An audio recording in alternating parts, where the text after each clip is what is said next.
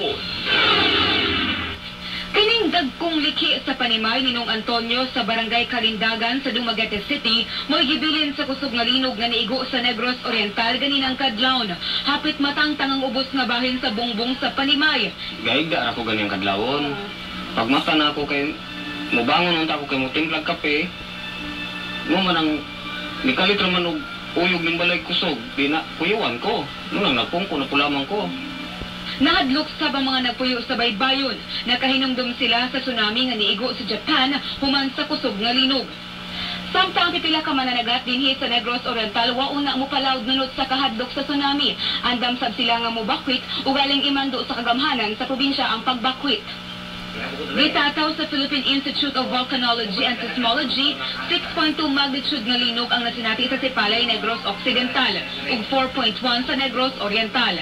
Dak kabiran hol, pangitan lamisa, tago kay lalo lamisa, protektahan ni mo ulo sa ikasog sa mga hulog sa taas.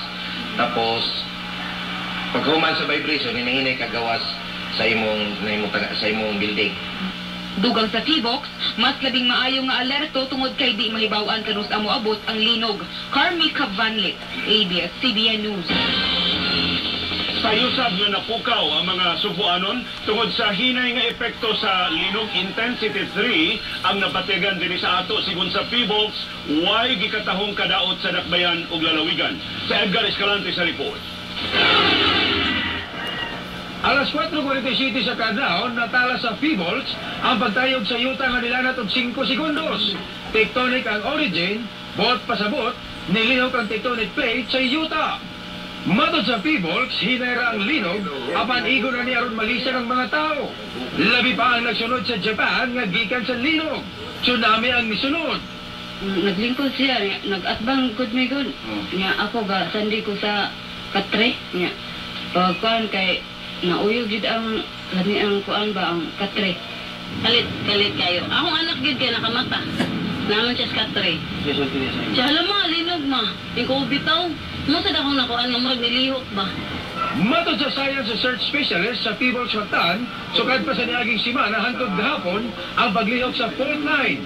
Apektado ang Sugbo tungod kay nasod sa 200 km radius gikan sa Philippine Fault Zone.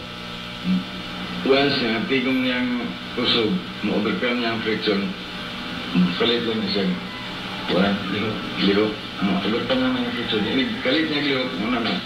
Yung vibrate. Gipasabot sa PBOX ang intensity 5 dili pa magaguba sa mga dagkong structures o di sa makamugna og tsunami. Apan natala sa PBOX Mactan ang 5 ka aftershock suman sa unang pagkayog kaninang kadlawon. Edgar Escalante, ABS-CBN News.